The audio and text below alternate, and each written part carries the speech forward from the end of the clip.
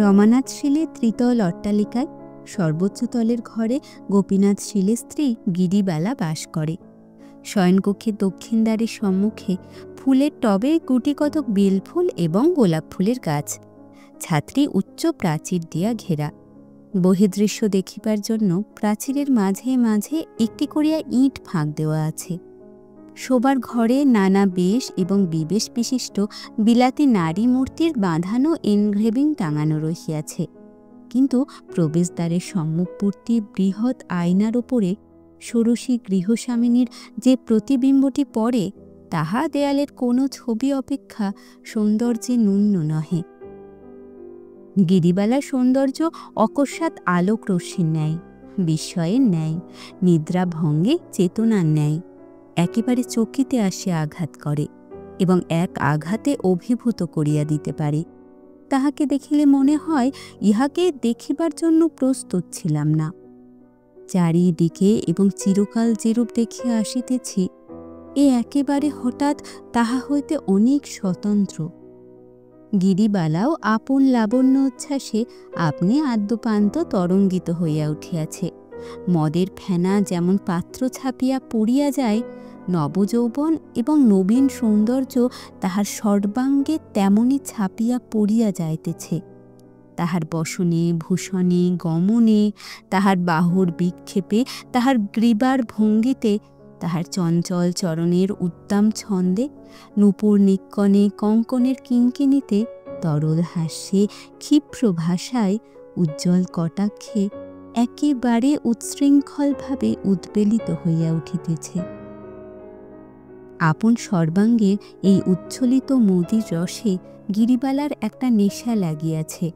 প্রায় দেখা যাইত একখানি কোমল রঙিন বস্ত্রে আপনার পরিপূর্ণ দেহখানি জড়াইয়া ছাদের উপরে অকারণে চঞ্চল হইয়া বেড়াইতেছে, যেন মনের ভিতরকার কোনো এক অশ্রুত অব্যক্ত সঙ্গীতের তালে তালে তাহার অঙ্গ প্রত্যঙ্গ নৃত্য করিতে চাহিতেছে।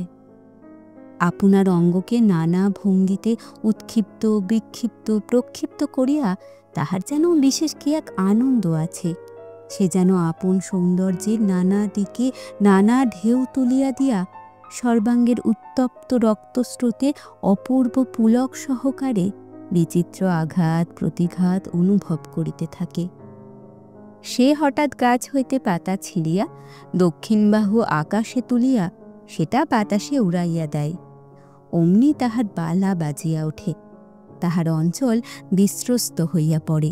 তাহার সুললিত বাহুর ভঙ্গিতে পিঞ্জরমুক্ত অদৃশ্য পাখির মতো অনন্ত আকাশের মেঘরাজ্যের অভিমুখে উড়িয়া চলিয়া যায়।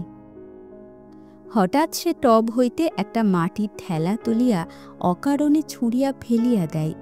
চরণাঙ্গুলির ওপর ভর দিয়া উচ্চ হইয়া দাঁড়াইয়া প্রাচীরের ছিদ্র দিয়া বৃহৎ বহির জগৎটাকে একবার চট করিয়া দেখিয়া লয়, আবার ঘুরিয়া আঁচল ঘুরাইয়া চলিয়া আসে। আঁচলের চাবির গোচ্ছা ঝনঝন করিয়া বাজিয়া ওঠে। হয়তো আয়নার সম্মুখে গিয়া খোঁপা খুলিয়া ফেলিয়া অসময়ে চুল বাঁধিতে বসে। চুল বাঁধিবার দড়ি দিয়া কেশমূল বেষ্টন করিয়া সেই দড়ি কুন্দদন্ত পংক্তিতে দংশন করিয়া ধরে। দুই বাহু ঊর্ধ্বে তুলিয়া মস্তকের পশ্চাতে বেণীগুলিকে দৃঢ় আকর্ষণে কুণ্ডলায়িত করে। চুল বাঁধা শেষ করিয়া হাতের সমস্ত কাজ ফুরাইয়া যায়। তখন সে আলস্য ভরে কোমল বিছানার ওপর আপনাকে পত্রান্তরালচ্যুত একটি জ্যোৎস্না লেখার মতো বিস্তীর্ণ করিয়া দেয়। তাহার সন্তানাদি নাই, ধনী গৃহে তাহার কোনো কাজকর্ম নাই। সে কেবল নির্জনে প্রতিদিন আপনার মধ্যে আপনি সঞ্চিত হইয়া শেষকালে আপনাকে আর ধারণ করিয়া রাখিতে পারিতেছে না। স্বামী আছে, কিন্তু স্বামী তাহার আয়ত্তের মধ্যে নেই। গিরিবালা বাল্যকাল হইতে যৌবনে এমন পূর্ণ বিকশিত হইয়া উঠিয়াও কেমন করিয়া তাহার স্বামীর চক্ষু এড়াইয়া গেছে। বরঞ্চ বাল্যকালে সে তাহার স্বামীর আদর পাইয়াছিল। স্বামী তখন স্কুল পলাইয়া তাহার সুপ্ত অভিভাবকদিগকে বঞ্চনা করিয়া নির্জন মধ্যাহ্নে তাহার বালিকা স্ত্রীর সহিত প্রণয় আলাপ করিতে আসিত। এক বাড়িতে থাকিয়াও শৌখিন চিঠির কাগজে স্ত্রীর সহিত চিঠিপত্র লেখালেখি করিত। স্কুলের বিশেষ বন্ধুদিগকে সেই সমস্ত চিঠি দেখাইয়া গর্ব অনুভব করিত। তুচ্ছ এবং কল্পিত কারণে স্ত্রীর সহিত মান অভিমানেরও অসৎ ভাব ছিল না। এমন সময়ে বাপের মৃত্যুতে গোপীনাথ স্বয়ং বাড়ির কর্তা হইয়া উঠিল। কাঁচা কাঠের তক্তায় শীঘ্র পোকা ধরে। কাঁচা বয়সে গোপীনাথ যখন স্বাধীন হইয়া উঠিল, তখন অনেকগুলি জীবজন্তু তাহার স্কন্ধে বাসা করিল। তখন ক্রমে অন্তপুরে তাহার গতিবিধি হ্রাস হইয়া অন্যত্র প্রসারিত হইতে লাগিল। দলপতিত্বের একটা উত্তেজনা আছে। মানুষের কাছে মানুষের নেশাটা অত্যন্ত বেশি। অসংখ্য মনুষ্য জীবন এবং সুবিস্তীর্ণ ইতিহাসের ওপর আপন প্রভাব বিস্তার করিবার প্রতি নেপোলিয়নের যে একটা প্রবল আকর্ষণ ছিল, একটি ছোট বৈঠকখানার ছোট কর্তাটিরও নিজের ক্ষুদ্র দলের নেশা অল্পতর পরিমাণে সেই এক জাতীয়। সামান্য ইয়ার্কি বন্ধনে আপনার চারিদিকে একটা লক্ষ্মী ছাড়া ইয়ারমণ্ডলী সৃজন করিয়া তুলিলে তাহাদের ওপর আধিপত্য এবং তাহাদের নিকট হইতে বাহবা লাভ করা একটা প্রচণ্ড উত্তেজনার কারণ হইয়া দাঁড়ায়। সেজন্য অনেক লোক বিষয়নাশ, ঋণ, কলঙ্ক সমস্ত স্বীকার করিতে প্রস্তুত হয়। গোপীনাথ তাহার ইয়া সম্প্রদায়ের অধ্যক্ষ হইয়া ভারী মাতিয়া উঠিল। সে প্রতিদিন ইয়ার্কি নব নব কীর্তি, নব নব গৌরব লাভ করিতে লাগিল। তাহার দলের লোক বলিতে লাগিল, শ্যালকবর্গের মধ্যে ইয়ার্কিতে অদ্বিতীয় খ্যাতি লাভ করিল গোপীনাথ। সেই গর্বে, সেই উত্তেজনায় অন্যান্য সমস্ত সুখ দুঃখ কর্তব্যের প্রতি অন্ধ হইয়া হতভাগ্য ব্যক্তিটি রাত্রি দিন আবর্তের মতো পাক খাইয়া খাইয়া বেড়াইতে লাগিল। এদিকে জগজ্জয়ী রূপ লইয়া আপন অন্তপুরে প্রজাহীন রাজ্যে শয়নগৃহে শূন্য সিংহাসনে গিরিবালা অধিষ্ঠান করিতে লাগিল। সে নিজে জানিত বিধাতা তাহার হস্তে রাজদণ্ড দিয়েছেন। সে জানিত প্রাচীরে ছিদ্র দিয়া যে বৃহৎ জগৎখানি দেখা যাইতেছে, সেই জগৎটিকে সে কটাক্ষে জয় করিয়া আসিতে পারে। অথচ বিশ্ব সংসারের মধ্যে একটি মানুষকেও সে বন্দী করিতে পারে নাই। গিরিবালার একটি ষোড়শিকা দাসী আছে, তাহার নাম সুধ, অর্থাৎ সুধামুখী। সে গান গাহিত, নাচিত, ছড়া কাটিত, প্রভুপত্নীর রূপের ব্যাখ্যা করিত এবং অরসিকের হস্তে এমন রূপ নিষ্ফল হইল বলিয়া আক্ষেপ করিত। গিরিবালা যখন তখন এই সুধকে নহিলে চলিত না। উল্টিয়া পাল্টিয়া সে নিজের মুখে স্ত্রী দেহের গঠন, বর্ণের উজ্জ্বলতা সম্বন্ধে বিস্তৃত সমালোচনা শুনিত, মাঝে মাঝে তাহার প্রতিবাদ করিত এবং পরম পুলকিত চিত্তে সুধকে মিথ্যাবাদিনী, চাটুভাষিনী বলিয়া গঞ্জনা করিতে ছাড়িত না। সুধ তখন শত শত শপথ সহকারে নিজের মতের অকৃত্রিমতা প্রমাণ করিতে বসিত। গিরিবালার পক্ষে তাহা বিশ্বাস করা নিতান্ত কঠিন হইত না। শুধু গিরিবালাকে গান শুনাইত। দাসখত দিলাম লিখে চরণে। এই গানের মধ্যে গিরিবালার নিজের অলংকাঙ্কিত অনিন্দ সুন্দর চরণ পল্লবের স্তব শুনতে পাইত এবং একটি পদলুণ্ঠিত দাসের ছবি তাহার কল্পনায় উদিত হইত। কিন্তু হায়, দুটি শ্রীচরণ মলের শব্দে শূন্য ছাদের উপরে আপন জয়গান ঝুংকৃত করিয়া বেড়ায়। তবু কোনো স্বেচ্ছাবিকৃত ভক্ত আসিয়া দাসখত লিখিয়া দিয়া যায় না। গোপীনাথ যাহাকে দাসখত লিখিয়া দিয়াছে তাহার নাম লবঙ্গ। সে থিয়েটারে অভিনয় করে। সে স্টেজের ওপর চমৎকার মূর্ছা যাইতে পারে। সে যখন ছাননাসী কৃত্রিম কাঁদনির স্বরে হাঁপাইয়া হাঁপাইয়া, টানিয়া টানিয়া, আধো আধো উচ্চারণে প্রাণনাথ, প্রাণেশ্বর করিয়া ডাক ছাড়িতে থাকে, তখন পাতলা ধুতির ওপর ওয়েস্টকোট পরা ফুলমোজা মণ্ডিত দর্শক মণ্ডলী এক্সিলেন্ট, এক্সিলেন্ট করিয়া উচ্ছ্বসিত হইয়া ওঠে। এই অভিনেত্রী লবঙ্গের অত্যাশ্চর্য ক্ষমতার বর্ণনা গিরিবালা ইতিপূর্বে অনেকবার তার স্বামীর মুখে শুনিয়াছে। তখন তাহার স্বামী সম্পূর্ণরূপে পলাতক হয় নাই। তখন সে তাহার স্বামীর মহাবস্থা না জানিয়াও মনে মনে অসূয়া অনুভব করিত। আর কোনো নারীর এমন কোনো মনোরঞ্জিনী বিদ্যা আছে যাহা তাহার নাই, ইহা সে সহ্য করিতে পারিত না। শাশু ও কৌতূহলে সে অনেকবার থিয়েটার দেখিতে যাইবার ইচ্ছা প্রকাশ করিত, কিন্তু কিছুতেই স্বামীর মত করিতে পারিত না। অবশেষে সে একদিন টাকা দিয়া সুধোকে থিয়েটার দেখিতে পাঠাইয়া দিল। সুধো আসিয়া নাসাভ্রু কুঞ্চিত করিয়া রাম নাম উচ্চারণপূর্বক অভিনেত্রীদিকে ললাট দেশে সম্মার্জনের ব্যবস্থা করিল এবং তাহাদের কদর্য মূর্তি ও কৃত্রিম ভঙ্গিতে যে সমস্ত পুরুষের অভিরুচি জন্মে তাহাদের সম্বন্ধেও সে একই রূপ বিধান স্থির করিল। শুনিয়া গিরিবালা বিশেষ আশ্বস্ত হইল। কিন্তু যখন তাহার স্বামী বন্ধন ছিন্ন করিয়া গেল, তখন তাহার মনে সংশয় উপস্থিত হইল। সুধোর কথায় অবিশ্বাস প্রকাশ করিলে শুধু গিরির গা ছুঁইয়া বারংবার কহিল, বস্ত্রখণ্ডাবৃত দগ্ধ কাষ্ঠের মতো তাহার নীরস এবং কুৎসিত চেহারা। সুতরাং গিরি তাহার আকর্ষণী শক্তির কোনো কারণ নির্ণয় করিতে পারিল না এবং নিজের অভিমানে সাংঘাতিক আঘাতপ্রাপ্ত হইয়া জ্বলিতে লাগিল। অবশেষে একদিন সন্ধ্যাবেলায় সুধোকে লইয়া গোপনে থিয়েটার দেখিতে গেল। নিষিদ্ধ কাজের উত্তেজনা বেশি। তাহার হৃৎপিণ্ডের মধ্যে যে এক মৃদু কম্পন উপস্থিত হইয়াছিল, সেই কম্পনাবেগে এই আলোকময় লোকময় বাদ্যসঙ্গীত মুখরিত দৃশ্যপট শোভিত রঙ্গভূমি তাহার চক্ষে দ্বিগুণ অপরূপতা ধারণ করিল। তাহার সেই প্রাচীর বেষ্টিত নির্জন নিরানন্দ অন্তঃপুর হইতে এ কোন এক সুসজ্জিত সুন্দর উৎসব লোকের প্রান্তে আসিয়া উপস্থিত হইল। সমস্ত স্বপ্ন বলিয়া বোধ হইতে লাগিল। সেদিন মানভঞ্জন অপেরা অভিনয় হইতেছে। কখন ঘণ্টা বাজিল, বাদ্য থামিয়া গেল। চঞ্চল দর্শকগণ মুহূর্তে স্থির হইয়া বসিল। রঙ্গমঞ্চের সম্মুখবর্তী আলোকমালা উজ্জ্বলতর হইয়া উঠিল। পট উঠিয়া গেল। একদল সুসজ্জিত নটি ব্রজাঙ্গনা সাজিয়া সঙ্গীত সহকারে নৃত্য করিতে লাগিল। দর্শকগণের করতালি ও প্রশংসাবাদে নাট্যশালা থাকিয়া থাকিয়া ধ্বনিত কম্পিত হইয়া উঠিল। তখন গিরিবালার তরুণ দেহের রক্তলহরী উন্মাদনায় আলোড়িত হইতে লাগিল। সেই সঙ্গীতের টানে, আলোক ও আভরণের ছটায় এবং সম্মিলিত প্রশংসা ধ্বনিতে সে ক্ষণকালের জন্য সমাজ সংসার সমস্তই বিস্মৃত হইয়া গেল।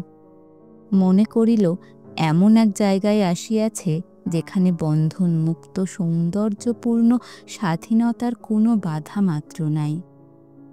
শুধু মাঝে মাঝে আসিয়া ভীত স্বরে কানে কানে বলে, বউ ঠাকুরন, এই বেলা বাড়ি ফিরিয়া চলো, দাদাবাবু জানিতে পারিলে রক্ষা থাকিবে না। গিরিবালা সে কথায় কর্ণপাত করে না। তাহার মনে এখন আর কিছুমাত্র ভয় নাই। অভিনয় অনেক দূর অগ্রসর হইল। রাধার দুর্জয় মান হইয়াছে। সে মানসাগরে কৃষ্ণ আর কিছুতেই থই পাইতেছে না। কত অনুনয় বিনয়, সাদা সাদি, কাঁদা কাঁদি, কিছুতেই কিছু হয় না। তখন গর্বভরে গিরিবালার বক্ষ ফুলিতে লাগিল।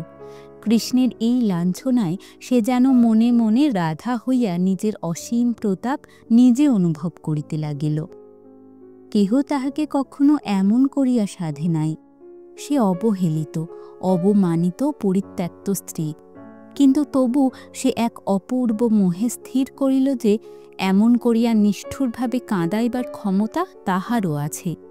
সৌন্দর্যের যে কেমন দোর্দণ্ড প্রতাপ তাহা সে কানে শুনিয়াছে, অনুমান করিয়াছে মাত্র। আজ দ্বীপের আলোকে, গানের সুরে, সুদৃশ্য রঙ্গমঞ্চের উপরে তাহা সুস্পষ্টরূপে প্রত্যক্ষ করিল। নেশায় তাহার সমস্ত মস্তিষ্ক ভরিয়া উঠিল। অবশেষে যবনিকা পতন হইল। গ্যাসের আলো ম্লান হইয়া আসিল। দর্শকগণ প্রস্থানের উপক্রম করিল। গিরিবালা মন্ত্রমুগ্ধের মতো বসিয়া রহিল। এখান হইতে উঠিয়া যে বাড়ি যাইতে হইবে এ কথা তাহার মনে ছিল না। সে ভাবিতেছিল অভিনয় বুঝি ফুরাইবে না, যবনিকা আবার উঠিবে, রাধিকার নিকট শ্রীকৃষ্ণের পরাভব। জগতে ইহা ছাড়া আর কোনো বিষয় উপস্থিত নাই। শুধু বলিল, বউ ঠাকুরন, করো কি, ওঠো, এখনই সমস্ত আলো নিবাইয়া দিবে। গিরিবালা গভীর রাত্রে আপন শয়নকক্ষে ফিরিয়া আসিল। কোণে একটি দীপ মিটমিট করিতেছে। ঘরে একটি লোক নাই, শব্দ নাই। গৃহপ্রান্তের নির্জন শয্যার উপরে একটি পুরাতন মশারি বাতাসে অল্প অল্প দুলিতেছে। তাহার প্রতিদিনের জগৎ অত্যন্ত বিশ্রী, বিরস এবং তুচ্ছ বলিয়া ঠেকিতে লাগিল। কোথায় সেই সৌন্দর্যময়, আলোকময়, সঙ্গীতময় রাজ্য, যেখানে সে আপনার সমস্ত মহিমা বিকীর্ণ করিয়া দিয়া জগতের কেন্দ্রস্থলে বিরাজ করিতে পারে, যেখানে সে অজ্ঞাত, অবজ্ঞাত, তুচ্ছ সাধারণ নারী মাত্র নহে। এখন হইতে সে প্রতি সপ্তাহে থিয়েটার যাইতে আরম্ভ করিল। কালক্রমে তাহার সেই প্রথম মোহ অনেকটা পরিমাণে হ্রাস হইয়া আসিল।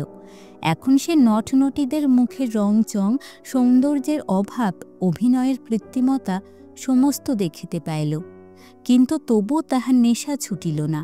রণসঙ্গীত শুনিলে যোদ্ধার হৃদয় যেমন নাচিয়া ওঠে, রঙ্গমঞ্চের পট উঠিয়া গেলেই তাহার বক্ষের মধ্যে সেইরূপ আন্দোলন উপস্থিত হইত।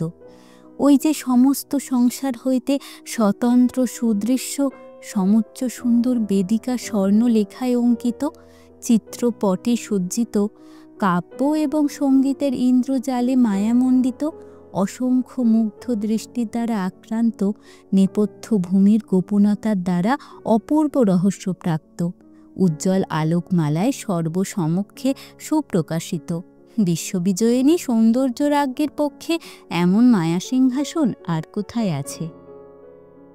প্রথমে যেদিন সে তাহার স্বামীকে রঙ্গভূমিতে উপস্থিত দেখিল, এবং যখন গোপীনাথ কোনো নটীর অভিনয়ে উন্মত্ত উচ্ছ্বাস প্রকাশ করিতে লাগিল, তখন স্বামীর প্রতি তাহার মনে প্রবল অবজ্ঞার উদয় হইল।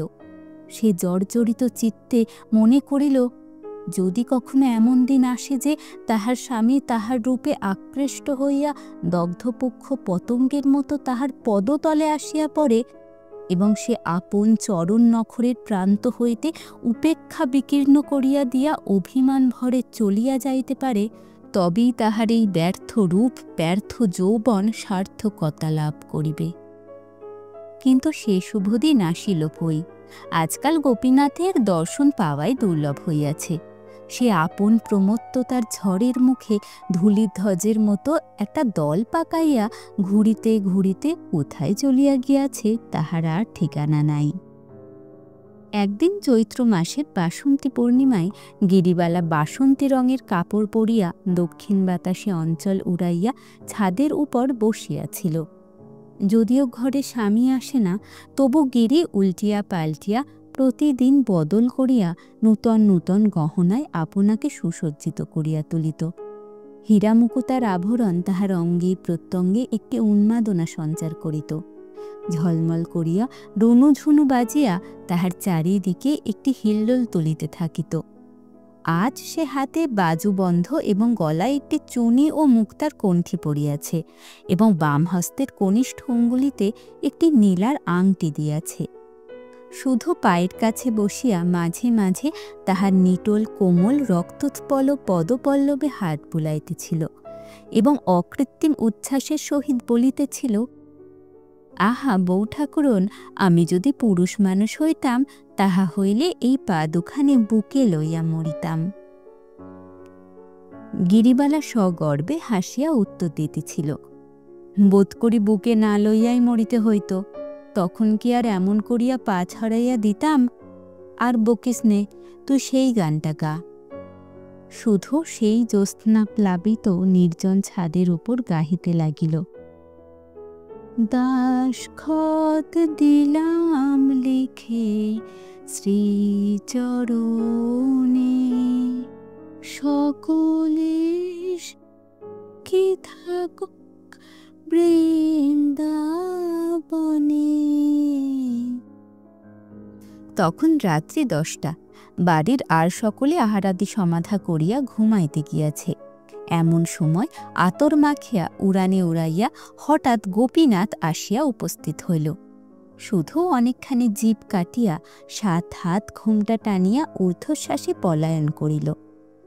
গিরিবালা ভাবিল তাহার দিন আসিয়াছে। সে মুখ তুলিয়া চাহিল না, সে রাধিকার মতো গুরুমান ভরে অটল হইয়া বসিয়া রহিল, কিন্তু দৃশ্যপট উঠিল না। শিখিপুচ্ছচূড়া পায়ের কাছে লুটাইল না, কেহ রাগিনীতে গাহিয়া উঠিল না, কেন পূর্ণিমা আধার কর লুকাই বদন শশী।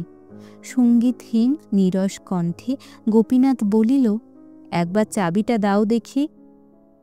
এমন জ্যোৎস্নায়, এমন বসন্তে, এতদিনের বিচ্ছেদের পরে এই কি প্রথম সম্ভাষণ? কাব্যে, নাটকে, উপন্যাসে যাহা লেখে তাহা আগাগোড়াই মিথ্যা কথা। অভিনয় মঞ্চেই প্রণয় গান গাহিয়া পায়ে আসিয়া লুটাইয়া পড়ে, এবং তাহাই দেখিয়া যে দর্শকের চিত্ত বিকলিত হইয়া যায়, সেই লোকটি বসন্ত নিশীথে গৃহ ছাদে আসিয়া আপন অনুপমা যুবতী স্ত্রীকে বলে, ওগো একবার চাবিটা দাও দেখি।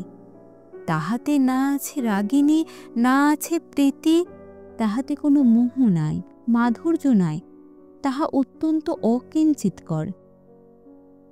এমন সময়ে দক্ষিণে বাতাস জগতের সমস্ত অপমানিত কবিত্বের মর্মান্তিক দীর্ঘ নিঃশ্বাসের মতো হু হু করিয়া বহিয়া গেল। টব ভরা ফুটন্ত বেলফুলের গন্ধ ছাদময় ছড়াইয়া দিয়া গেল। গিরিবালার চূর্ণ অলোক চোখে মুখে আসিয়া পড়িল, এবং তাহার বাসন্তী রঙে সুগন্ধি আঁচল অধীরভাবে যেখানে সেখানে উড়িতে লাগিল। গিরিবালা সমস্ত মান বিসর্জন দিয়া উঠিয়া পড়িল, স্বামীর হাত ধরিয়া বলিল, চাবি দিব এখন, তুমি ঘরে চলো। আজ সে কাঁদিবে, কাঁদাইবে, তাহার সমস্ত নির্জন কল্পনাকে সার্থক করিবে, তাহার সমস্ত ব্রহ্মাস্ত্র বাহির করিয়া বিজয়ী হইবে, ইহা সে দৃঢ় সংকল্প করিয়াছে। গোপীনাথ কহিল, আমি বেশি দেরি করিতে পারিব না, তুমি চাবি দাও। গিরিবালা কহিল, আমি চাবি দিব, এবং চাবির মধ্যে যাহা কিছু আছে সমস্ত দিব, কিন্তু আজ রাত্রে তুমি কোথাও যাইতে পারিবে না। গোপীনাথ বলিল, সে হইবে না, আমার বিশেষ দরকার আছে। গিরিবালা বলিল, তবে আমি চাবি দিব না।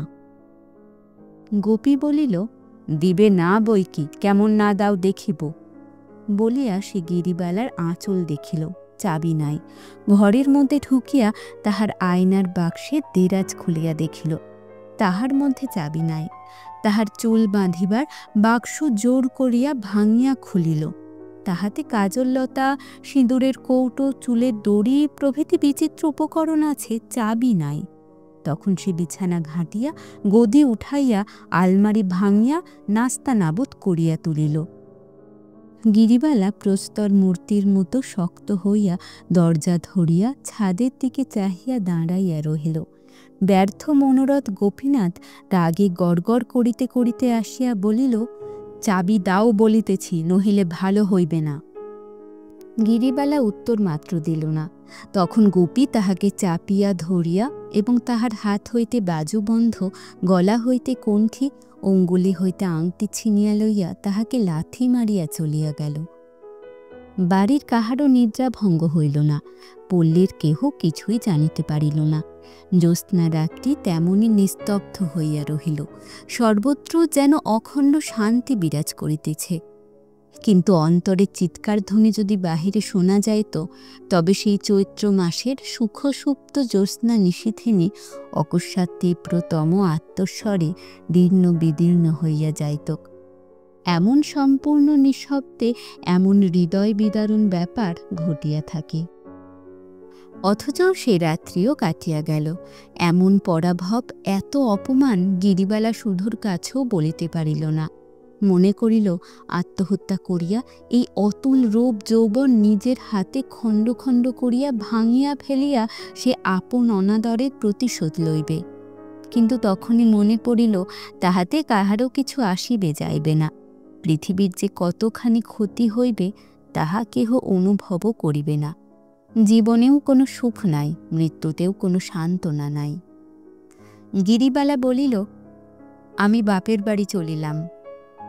তাহার বাপের বাড়ি কলিকাতা হইতে দূরে। সকলেই নিষেধ করিল, কিন্তু বাড়ির কর্ত্রী নিষেধও শুনিল না, কাহাকে সঙ্গেও লইল না। এদিকে গোপীনাথও সদল বলে নৌকা বিহারে কতদিনের জন্য কোথায় চলিয়া গিয়াছে কেহ জানে না। গান্ধর্ব থিয়েটারে গোপীনাথ প্রায় প্রত্যেক অভিনয়ে উপস্থিত থাকত।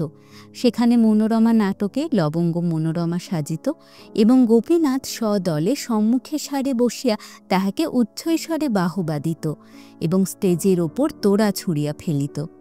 মাঝে মাঝে এক একদিন গোলমাল করিয়া দর্শকদের অত্যন্ত বিরক্তভাজন হইত। তথাপি রঙ্গভূমির অধ্যক্ষগণ তাহাকে কখনো নিষেধ করিতে সাহস করে নাই। অবশেষে একদিন গোপীনাথ কিঞ্চিত মদ্যাবস্থায় গ্রিন রুমের মধ্যে প্রবেশ করিয়া ভারী গোল বাঁধাইয়া দিল। কি এক সামান্য কাল্পনিক কারণে সে আপনাকে অপমানিত অঞ্চন করিয়া কোনো নটিকে গুরুতর প্রহার করিল। তাহার চিৎকারে এবং গোপীনাথের গালি বর্ষণে সমস্ত নাট্যশালা চকিত হইয়া উঠিল। সেদিন অধ্যক্ষগণ আর সহ্য করতে না পারিয়া গোপীনাথকে পুলিশের সাহায্যে বাহির করিয়া দেয়। গোপীনাথ এই অপমানের প্রতিশোধ লইতে কৃত নিশ্চয় হইল। থিয়েটারওয়ালারা পুজোর 1 মাস পূর্ব হইতে নূতন নাটক মনোরমার অভিনয় খুব আড়ম্বর সহকারে ঘোষণা করিয়াছে। বিজ্ঞাপনের দ্বারা কলিকাতা শহরটাকে কাগজে মুড়িয়া ফেলিয়াছে। রাজধানীকে যেন সেই বিখ্যাত গ্রন্থগারের নামাঙ্কিত নামাবলী পড়াইয়া দিয়াছে। এমন সময় গোপীনাথ তাহাদের প্রধান অভিনেত্রী লবঙ্গকে লইয়া বোটে চড়িয়া কোথায় অন্তর্ধান হইল তাহার আর সন্ধান পাওয়া গেল না। থিয়েটারওয়ালারা হঠাৎ অকুল পাথারে পড়িয়া গেল। কিছুদিন লবঙ্গের জন্য অপেক্ষা করিয়া অবশেষে এক নূতন অভিনেত্রীকে মনোরমার অংশ অভ্যেস করাইয়া লইল। তাহাতে তাহাদের অভিনয়ের সময় পিছাইয়া গেল, কিন্তু বিশেষ ক্ষতি হইল না। অভিনয়স্থলে দর্শক আর ধরে না। শত শত লোক দ্বার হইতে ফিরিয়া যায়। কাগজেও প্রশংসার সীমা নাই। সে প্রশংসা দূর দেশে গোপীনাথের কানে গেল। সে আর থাকিতে পারিল না। বিদ্বেষে এবং কৌতূহলে পূর্ণ হইয়া সে অভিনয় দেখিতে আসিল। প্রথম পট উৎক্ষেপে অভিনয়ের আরম্ভ ভাগে মনোরমা দিনহীন বেশে দাসীর মতো তাহার শ্বশুর বাড়িতে থাকে। প্রচ্ছন্ন বিনম্র সংকুচিতভাবে সে আপনার কাজকর্ম করে। তাহার মুখে কথা নাই এবং তাহার মুখ ভালো করিয়া দেখাই যায় না। অভিনয়ের শেষাংশে মনোরমাকে পিতৃগৃহে পাঠাইয়া তাহার স্বামী অর্থলোভে কোন এক লক্ষপতির একমাত্র কন্যাকে বিবাহ করিতে উদ্যত হইয়াছে।